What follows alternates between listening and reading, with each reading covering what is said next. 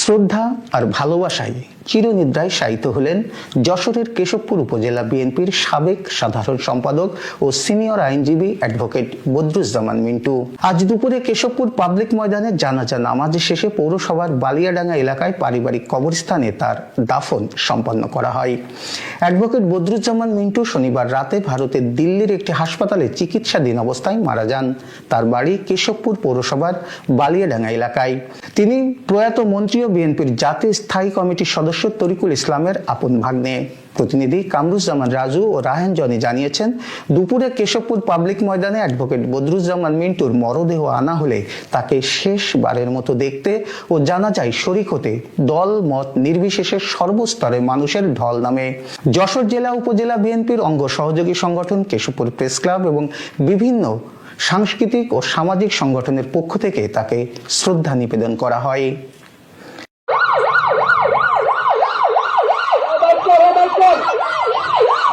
জানাজা শেষে এখন কবরস্থানে যাচ্ছে অ্যাডভোকেট বদরুজ্জামান মিন্টু ভাই।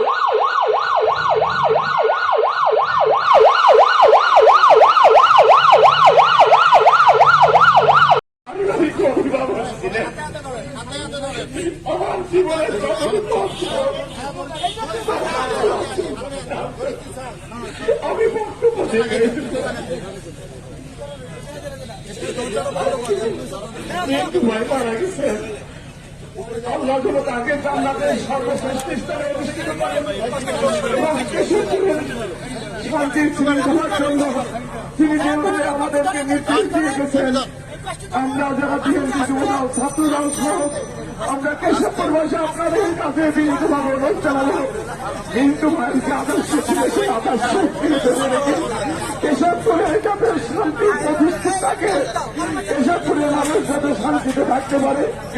আল্লাহ মিন্টু ভাইকে জান্নাতের সর্বশ্রেষ্ঠ স্থানে অধিষ্ঠিত করুন। পরিবারের প্রতি সমবেদনা জ্ঞাপন করে আমার সংক্ষিপ্ত আলোচনা এখানে শেষ করতে আমি আখির জাহান আলহামদুলিল্লাহ রাব্বুল আলামিন। আসসালামু আলাইকুম ওয়া রাহমাতুল্লাহি ওয়া বারাকাতুহু।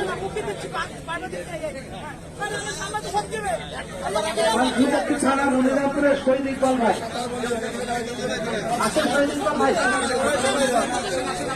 আচ্ছা, এর পর্যায়ে আমরা সংক্ষিপ্ত কথা বলার জন্য আমাদের সরাসরি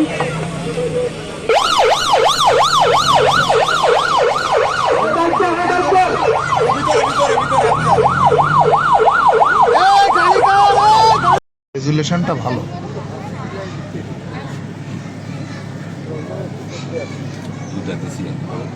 ঠিক আছে, দেখতেছে আমার নেট নেই তো। আচ্ছা আচ্ছা,